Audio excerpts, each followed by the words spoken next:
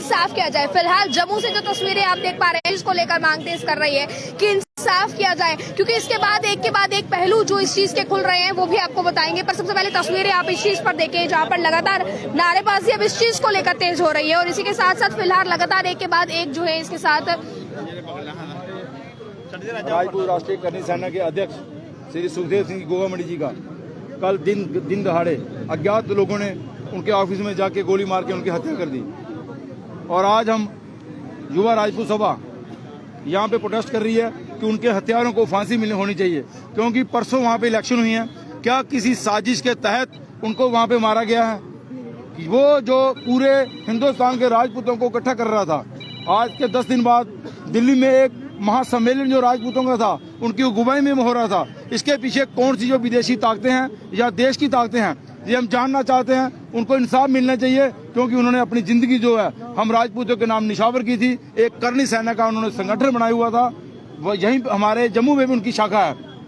हम यही कहना चाहते हैं कि सारे लोग मिलके उनको आज हम श्रद्धांजलि देने यहाँ पे आए हैं, लेकिन सरकार से ये कहना चाहते हैं कि जो इंसान पिछले 2 साल से अर्जी पे अर्जी दे रहा है कि उसको जान से धमकी मिली है मारने की, लेकिन सरकार ने अनदेखी की, उनको कोई भी पीएसओ नहीं दिए। आज उसका खमियाजा उन्होंने अपनी जान देकर गंवाना पड़ा। मैं सरकार से ये पूछना चाहता हूँ कि हम लोगों के साथ जो समाज की सेवा करना चाहते हैं उनके साथ ऐसा क्यों किया जा रहा है? हमारे लोगों को बारी बारी से क्यों मरवाया जा रहा है? क्या लगता है उनके वेपन पर्सनल भी छीन लिए गए थे जिस तरीके से इलेक्शन चल रही थी वहाँ पर, और जेल के अंदर बैठ कर रणनीति बनाई? देखो, ये बड़ी साजिश के तहत उनकी हत्या हुई है, क्योंकि वो एक ऐसा चेहरा था जो जब भी बाहर निकलता था हजारों की तादाद में राजपूत उसके साथ जुड़ते थे। तो ये सरकारों को पता नहीं है कि कोई भी कौम जो है, हम मार्शल को मैं पहले भी कह चुके हैं, हम जिस रास्ते पे जाते हैं सीधे रास्ते पे जाते हैं, लेकिन सरकारें हमारे साथ मरवाने वाला काम जो हमको कर रही है ये बर्दाश्त के बाहर है। हम ये कहना चाहते हैं सरकार को कि जल्द से जल्द उनके हत्यारों को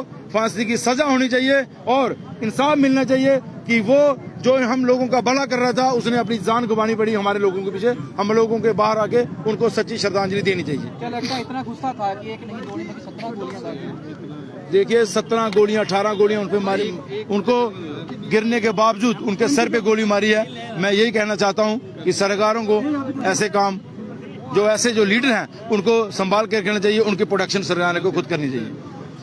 तस्वीरें लगातार आप देख पा रहे हैं, जो सवाल लगातार इस चीज को लेकर अब तेज हो रहे हैं। आपने तस्वीरें भी ये देखी कि आप कुछ इसको लेकर कहते हैं, सवाल इस चीज को लेकर तेज है। ये तस्वीरें आप अपनी स्क्रीन पर इससे जुड़ी हुई देख पा रहे हैं, जिसमें लगातार जो है वो एक के बाद सवाल कहीं ना कहीं जो है वो उठते नजर आ रहे हैं। सरकारों से मजबूत है, अगर नहीं है सरकारों को संज्ञान में लेना चाहिए।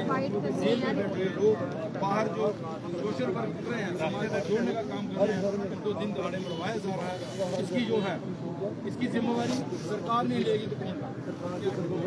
डिमांड हम उनको ड्यूटी प्रोवाइड करवाना चाहते हैं। और श्री गोगामणि जी जो एक राजपूतों के चेहरे थे, उनको सम्मान शिद्दत से मिलना चाहिए।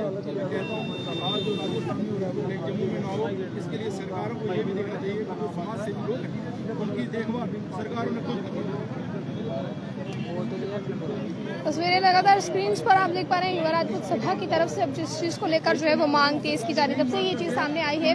क्या लगता है यहाँ की जो सिक्योरिटी है वो किस तरह की है? क्योंकि जब ये पता चला कि जो ये साजिश है वो राजस्थान के जयपुर से नहीं बल्कि बठिंडा जेल से बनाकर तैयार की गई, और अब जब लगातार एक के बाद एक कड़ी खुल रही है तो लॉरेंस बिश्नोई का नाम भी कहीं ना कहीं सामने आ रहा है। तो क्या लग रहा है, ऐसा क्या हो रहा है कि पहले एक बार सिद्धू मूसेवाले की जो है मर्डर केस सामने आया, वो भी जो है वो जेल से ही पूरी रणनीति तैयार की गई, तो कमी कहाँ पर है? देखिए, कमी इस चीज में सबसे पहले तो सरकार जो जेल में बैठे गैंगस्टर्स हैं, जिनके ऊपर पर्चे हैं, जिनके ऊपर जो भी केसेस है सारे प्रूव्ड हैं, उनको फांसी के फंदे तक नहीं पहुंचा रही।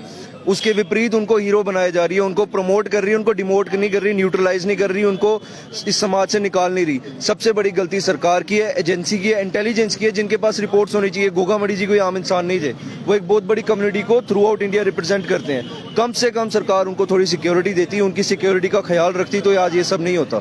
सरकार की गलती है, इंटेलिजेंस की गलती है और हमारे समाज की भी गलती है, जो ये गैंगस्टरवाद को कूल समझकर इनको प्रमोट करते हैं।